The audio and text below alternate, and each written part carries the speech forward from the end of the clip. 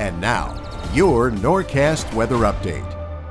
Brought to you by LEH Soap Company. We're committed to hand-making natural skincare products in small batches. From vegan soap to our specialty bath line. Find us at one of our 5 locations in Marmora, Ocean City on Asbury Avenue, the Ocean City Boardwalk, historic Smithville, and Rehoboth Beach, Delaware. And good late Sunday evening. I'm meteorologist Bobby Klark with an update on your forecast. Hope you had a fantastic Easter Sunday and a great Passover holiday celebrations out there. If you're a Polak like me, you're probably stuffed with ham, kibasi, and pierogi at the moment and ready to go to bed at this point. I don't blame you. But good thing you ate all that food, because definitely need that for the warm-up for tonight, because temperatures outside are basically going to plummet as we head through the next several hours. Right now we're holding on to 40 along the eastern seaboard, but look at all these upper 20s. Near 30 as you head towards the Adirondacks, towards the Great Lakes, and on into the upper Appalachians in Pennsylvania. That's what's going to move in for us here. So we could see temperatures dip down towards freezing mark tonight, and even upper 20s, especially as you head towards north and west of Philadelphia. So definitely a cold night on tap for us as we head through the rest of the overnight on into tomorrow. Closer to home, 40 in Glassboro, 41 in Marlton, 39 at the state capitol. Head on 195 eastward, you get 42 in Asbury Park. Head down the Garden State Parkway, 45 in Atlantic City, a pair of 4s as you head towards Courthouse and Fortescue, coming in at 43 degrees. Temperatures will continue to drop as we head through the overnight hours with those mainly clear skies. Yes, the breeze is not as strong as it was last night and during the day today, but any north to northwesterly breeze out there will make it feel even chillier, especially as you have early plans for tomorrow. So clear skies, not dealing with too much in the way of cloud cover out there, and that will continue to be the case as we head through overnight tonight on into early tomorrow morning. But as I mentioned, early tomorrow morning, because of those clear skies, temperatures dropping, slight breeze out there, will feel even colder, so you'll definitely have to dress in layers as you head throughout most of tomorrow morning. Clouds build here. We have a combo of things going on here. Not pictured here, there's a low pressure system that's developing off the Carolina coastline as we speak.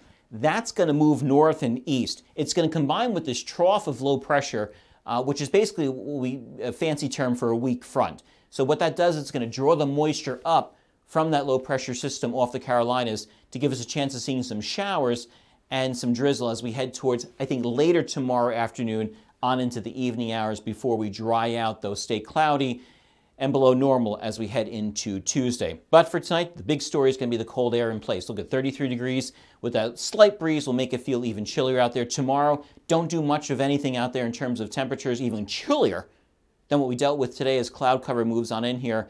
The bigger key is going to be the east to southeasterly flow, turning more east to northeast, I think, as we head towards the afternoon, evening hours. So especially you folks on the Barrier Islands along the shoreline, you know what happens with that easterly breeze. It feels much more raw, more damp out there, and that will flow inland as we head towards the rest of the afternoon onto the evening hours with scattered showers and some drizzle towards the afternoon hours itself. Upper air pattern, I love this 850 millibar, which is map, which is 5,000 feet above the surface. Out of all of the data you can get, I think this tells explains things much, much better in terms of what we can expect for our forecast. Now, we are in the cold as we head through the rest of today, rest of tonight on into tomorrow. And you could see with that developing low pressure system off the Carolinas, it's going to flow in a east and eventually an east to northeasterly flow. So the northeastern quarter of the country is going to be well below normal for tomorrow as we head through the rest, and especially with that trough through the rest of tomorrow itself. But that moves on out of here, goes to the Gulf of Maine. Yes, keeps us kind of blippy in terms of seeing some colder air or below normal air for us as we head into Tuesday. Yes, I got some repeating news for you. I mean, it seems like every time I step in front of this camera on the weekend, I'm explaining the same thing nationally. Low pressure system is going to form as we head into the upper Pacific Northwest up towards Vancouver and British Columbia. That's going to push on off to the east over the Dakotas, Montana, Minnesota, Iowa, Nebraska, all those great places I was forecasting for over the many years I've been doing this. It's going to move on off to the east and in southeast. And you can see that there is some warmer air pushing in here.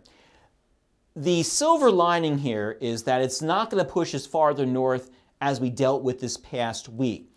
Iowa was really the bullseye, it seemed like, for the major severe weather this past week, which is farther north than what we were dealing with the few weeks before that. It was more the Gulf Coast, that I-10 corridor along the Gulf Coast itself, on into the southeastern part of the United States. I think that's where the main threat's going to be for this week. So yes, a 5th week in a row we'll be dealing with, I think, national headlines of severe weather for the country. For us, though, we get spared again, which I guess is some great news for us personally. And what it'll actually do by this thing pushing on off to the east, we kind of level out and become a little bit warmer as we head into Thursday. Now, Friday, we do have a cold front that will push on through here, bring us back to where we should be for this time of year. But looking at the extended past that, I know a lot of us are off this week because of from school and work because of spring break. It looks like when we go back to school and work the following week, that's when we'll see the temperatures rise up into the upper 70s, pushing 80.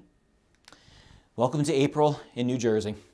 55 Tuesday as we head into, for mostly cloudy skies. Wednesday, we warm up just a bit towards more seasonable levels with some sunshine. Warm front pushes through later Wednesday onto Thursday. That's why we're a pair of 6s on Thursday. Friday, a cold front moves through on the overnight hours on into Saturday. That's why we'll see some cloudy skies. Could see a shower or two pop up as we head early Saturday morning, but temperatures not dropping too bad as that cold front pushes through, as you can see on your exclusive Norcast plus 3 days. And as I mentioned, by the time we head back to school and work for most of us, the following week, temperatures rise back into the upper 70s to near 80 degrees. Hope you had a fantastic holiday, Passover and Easter. Thanks for joining me this weekend. Have a wonderful week. I will see you next weekend. Take care.